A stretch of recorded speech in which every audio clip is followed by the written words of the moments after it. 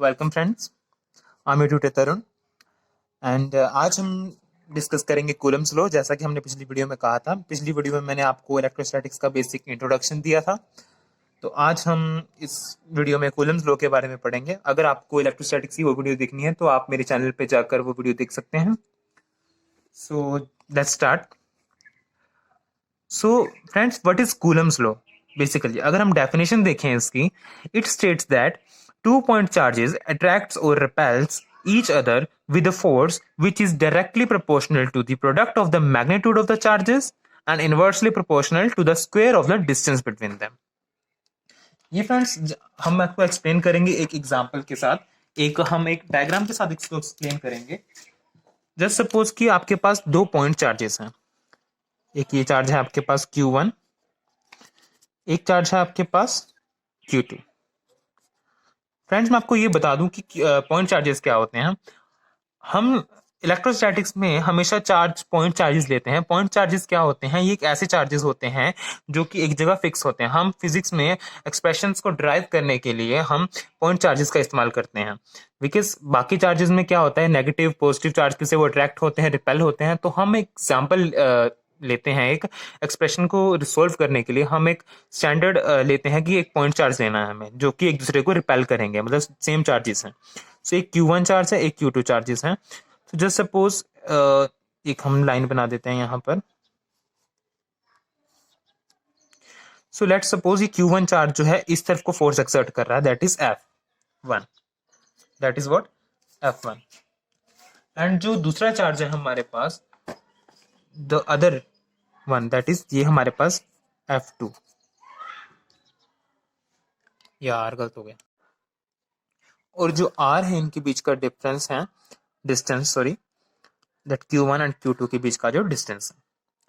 अब अगर हम डेफिनेशन के हिसाब से जाए, डेफिनेशन बोल रही है, डेफिनेशन एक्चुअली करती क्या है, कूलम्स लॉ ने एक ऐसा लॉ दिया है जो कि इन दोनों के बीच में ये जो एक दूसरे को फोर्स एक्सर्ट करेंगे, उस फोर्स का मैग्नीट्यूड बताता है। अगर हमें जानना है कि ये दोनों चार्जेस, जैसे हमने केस लिया रिपेल का, ठीक है, तो ये Q1 एंड Q2 एक दूसरे को रिपेल कर रहे हैं, तो किस फोर्स से रिपेल कर रहे हैं, हमें वो मैग्नीट्यूड निकालने के लिए कूलम्स लॉ अप्लाई करना पड़ता है। सो कैसे निकालते, कैसे एक्सप्रेशन बना? तो कूलम लॉ ने क्या बोला, उसने बोला कि it states that two point charges attracts और रिपेल ईच अदर, एक दूसरे को रिपेल कर रहे हैं, which is directly proportional to the product of the magnitude of the charges. यानी कि F जो है वो डायरेक्टली प्रोपोर्शनल होगा product of the charges and inversely proportional to the square of the distance between them. ये हमने ये लिख लिया, एक्सप्रेशन ये है। अब हम इसको ड्राइव कैसे करेंगे? जस्ट लाइक सबसे पहले उसने डेफिनेशन में क्या बोला है, that is F। Let suppose कि F जो है वो फोर्स एक्सर्ट हो रही है चार्जेस में। So F is directly proportional, sorry ये सिंबल हमें ऐसे लगाना है थोड़ा, directly proportional to, F is directly proportional to product of the charges. क्या चार्जेस क्या है यहाँ पे? Q1 and Q2। So Q1 and Q2 के प्रोडक्ट के डायरेक्टली प्रोपोर्शनल है, ये बन गई हमारी equation 1। And similarly F is inversely proportional. Inversely proportional कैसे होता है? ऐसे 1/2 what, inversely proportional to square of the distance between them. Distance क्या है यहाँ पे? R। सो R का square, that is R square, inversely proportional to R square. This is equation 2। Now from equation 1 and 2 we get what we get, F is proportional to Q1 Q2 upon R square। Got it? See friends, इसमें हमने दोनों equation को जब दोनों equation को हमने equate किया तो F जो है Q1 Q2 upon R square के प्रोपोर्शनल है। अब अगर हम प्रोपोर्शनैलिटी को हटा दें तो F will be equals to K Q1 Q2 upon R square, where K is equals to constant. Q क्या है, के क्या है आपका यहाँ पे? Constant, right. सो आगे देखिए, अब जो यहाँ पे हमारा के है इसकी भी कुछ पर्टिकुलर वैल्यू होती है, that is 1/4 pi epsilon not. इसे हम एप्सिलॉन नॉट कहते हैं। अब एप्सिलॉन नॉट यहाँ पे क्या है? इसको हम बोलते हैं एब्सोल्यूट परमिटिविटी।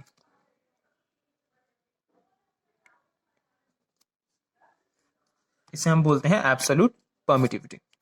फ्रेंड्स, अब इस एब्सोल्यूट परमिटिविटी क्या होता है, रिलेटिव परमिटिविटी क्या होता है, इसके बारे में मैं आपको एक अलग से वीडियो बनाऊंगा, वो मैं आपको नेक्स्ट वीडियो में बता दूंगा। आज के इस वीडियो में हम सिर्फ कूलम लॉ के बारे में डिस्कस कर रहे हैं, vector form and Coulomb's law definition.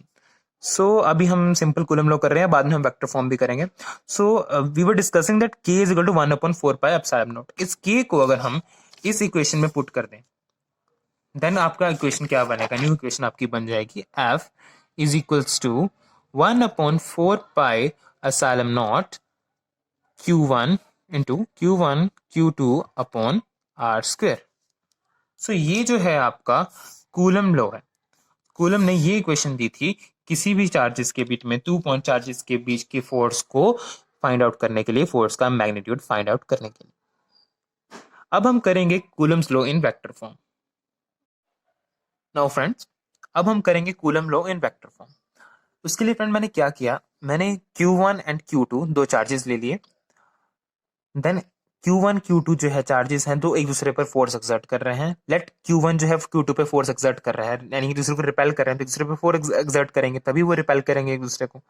So Q1 जो है वो Q2 पर फोर्स एक्सर्ट कर रहा है, let it be force 2 1, that is force on 2 by 1, force on charge 2 by the charge 1। And इस तरफ जो फोर्स एक्सर्ट हो रही है बाय Q2 की एक फोर्स एक्सर्ट हो रही है Q1 पे, दैट इज फोर्स ऑन 1/2। दोनों के बीच का डिस्टेंस मैंने ले लिया r। अब जो इसको हम ले लेंगे, एक यहाँ पे हम वेक्टर की बात कर रहे हैं तो हमें इसे वेक्टर फॉर्म में लिखना पड़ेगा। Late r12 B a unit vector. 12 क्यों लिखा, क्योंकि जो r12 यूनिट वेक्टर है वो Q1 है जो Q2 पर पॉइंट कर रहा है यूनिट वेक्टर। एंड सिमिलरली इस तरफ हम लेंगे r21 यूनिट वेक्टर जो कि Q2 से Q1 पे पॉइंट कर रहा है।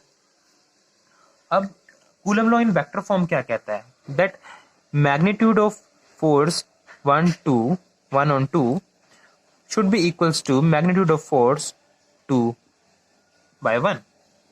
यानी बोथ जो ये फोर्सेस हमने लिखी, इनका जो मैग्नीट्यूड है वो इक्वल होना चाहिए, whether they are different sign, right, but उनका जो मैग्नीट्यूड होना चाहिए वो सेम होना चाहिए।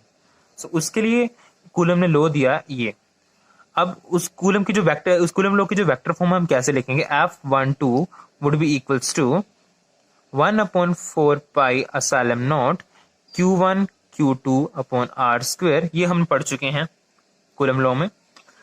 अब यहाँ पे क्या होगा, आपका एक यूनिट वेक्टर से मल्टीप्लाई हो जाएगा ये, that is R21 unit vector.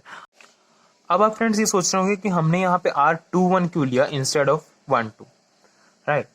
ये हमने इसलिए लिया क्योंकि हम इस टाइम Q1 चार्ज की बात कर रहे हैं, एंड यहाँ पे हम Q1 मतलब Q1 के ऊपर जो फोर्सेस है, Q1 की जो फोर्स है उसकी बात कर रहे हैं, दैट इज F12 की बात कर रहे हैं, राइट।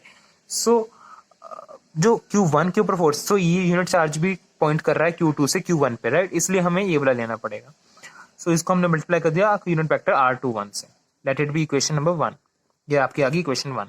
और सिमिलरली F21 जो ये वाली फोर्स होगी वो भी हमारे पास 1/4 pi epsilon not Q1 Q2 upon R square. अब इसमें हम यूनिट वेक्टर लेंगे R12, इसको हम इक्वेशन दे देंगे 2। हमने R यहाँ 1 2 क्यों लिया, because vector unit vector 1 2 which is pointing towards Q2, right. So ये था आपकी, ये है आपकी वेक्टर फॉर्म कूलम्स लॉ की। नाउ कूलम लॉ की जो वेक्टर फॉर्म है वो एक काफी इंपॉर्टेंट रोल प्ले करती है, एक इंपॉर्टेंट एक्सप्रेशन हमें देती है, इंपॉर्टेंट बात हमें बताती है, दैट बोथ फोर्सेस, ये दोनों जो forces F12 and F21 should be, or I can say must be equal and opposite, must be equal and opposite। सो इसका अगर हम प्रूफ करना चाहें तो हम प्रूफ कर सकते हैं कैसे। अब आपको पता है, we know vector, we know about vectors. R12 unit vector जो है वो इक्वल होता है R21 यूनिट वेक्टर के, राइट। R12 जो R21 की इक्वल होता है।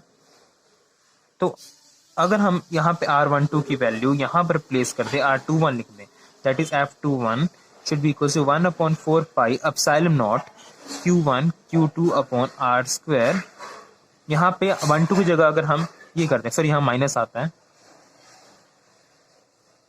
तो यहाँ माइनस आ गया। सो अब हम इसकी वैल्यू यहाँ पे पुट कर देंगे, then it should be minus के R21, राइट, ये आ गया। एंड F12 क्या है, ये है, F21 ये है। अगर हम देखें F21 is equals to minus के 1/4 pi epsilon nought Q1 Q2 upon R square R21, minus आगे चला गया। और अगर हम F12 देखें देन वो भी कुछ हद तक ऐसी ही है, 1/4 pi epsilon naught Q1 Q2 upon R square R21, right, same है। बट डिफरेंस क्या है, डिफरेंस सिर्फ इस माइनस का है। यानी हम इसको ऐसे लिख सकते हैं अब, that F12 is equals to minus of F21। तो ये है आपका Coulomb's law in vector form. इसका मतलब ये देखिए, यहाँ पे F12 जो है F माइनस के F21 के इक्वल है, यानी कि ये दो बोथ फोर्सेस जो है इक्वल एंड ऑपोजिट हैं। सो फ्रेंड्स, आज की वीडियो में हमने पढ़ा Coulomb's law in vector form, and then हमने पढ़ा कूलम्स लॉ क्या होता है, कूलम्स लॉ का एक्सप्रेशन। एक बात मैंने आपको बताई थी फ्रेंड्स, दैट एप्सिलॉन नोट यहाँ पे एब्सोल्यूट परमिटिविटी है, तो इसके बारे में आपको अगली वीडियो में बताऊंगा। आप नीचे मेरे चैनल पे विजिट करके इस वीडियो को देख सकते हैं। और एक इम्पॉर्टेंट बात फ्रेंड्स, अगर आपको इसके नोट्स चाहिए तो आप नीचे डिस्क्रिप्शन लिंक पे मेरा इंस्टा अकाउंट है, आप उस पर मुझे डीएम करें, मैं आपको वहाँ पे नोट्स प्रोवाइड कर दूंगा इन चैप्टर्स के। And thank you so much for watching this video friends. I'll be back with next video soon, and don't forget to like this video and subscribe my channel. Thank you so much.